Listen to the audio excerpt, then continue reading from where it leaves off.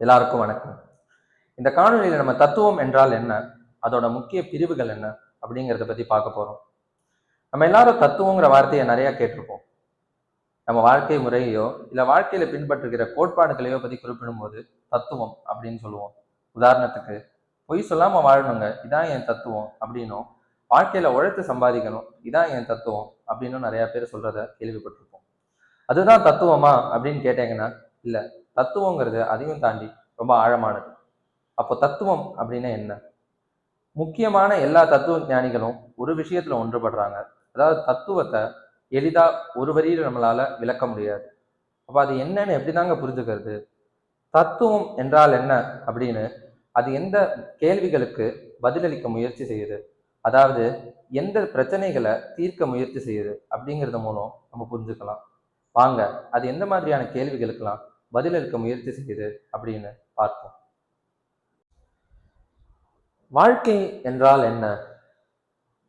வாழ்வதன் அர்த்தம் என்ன? நமக்குள்ள ஆன்மா போன்ற ஏதாவது இருக்குதா? நம்ம பொருள்கள் எல்லாம் எப்படி உணர்றோம்? நம்மளால அறியக்கூடியது என்ன, அறிய முடியாதது என்ன? எது சரி, எது தவறு?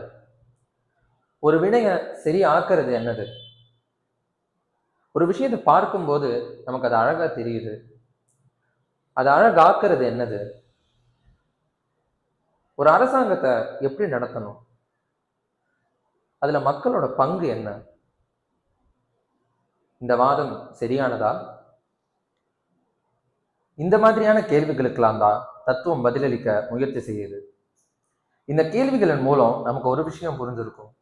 அதாவது தத்துவம் என்ற சொல் பல மனோரீதியான விஷயங்களை குறிப்பிட பயன்படுத்துற ஒரு பொது சொல் அப்படின்னு. நம்ம மேல போக போக தத்துவம் பற்றிய விரிவான புரிதல் நமக்கு ஏற்படும். இரண்டாவதாக, தத்துவத்தின் முக்கிய பிரிவுகள் என்ன? இந்த காணொலியில தத்துவத்தோட முக்கிய பிரிவுகள் எல்லாம் நான் ஒன்னொன்னா சொல்லிட்டு வரேன். மேலும் வர பதிவுகள்ல ஒவ்வொரு பிரிவை பற்றியும் விரிவா நம்ம பார்க்கலாம். தத்துவத்தின் முக்கிய பிரிவுகள்: மெய்ப்பொருளியல், அதாவது மெட்டபிசிக்ஸ்; அறிவியவியல், அதாவது எபிஸ்டமாலஜி; நெறியியல், அதாவது எத்திக்ஸ்; தர்க்கவியல், அதாவது லாஜிக்; அழகியல், அதாவது அஸ்தெட்டிக்ஸ்; மற்றும் அரசியல் தத்துவம், அதாவது பொலிட்டிக்கல் பிலாசபி. இவைகள் தான் தத்துவத்தோட முக்கிய பிரிவுகள். முன்பு சொன்ன மாதிரியே மேல் வர பதிவுகள்ல ஒவ்வொரு பிரிவை பற்றியும் விரிவா பார்க்கலாம். இதோட இந்த காணொலியோட முடிவுக்கு வந்துட்டோம். இந்த காணொலியை பார்த்த எல்லாருக்கும் என்னோட மனமார்ந்த நன்றிகள்.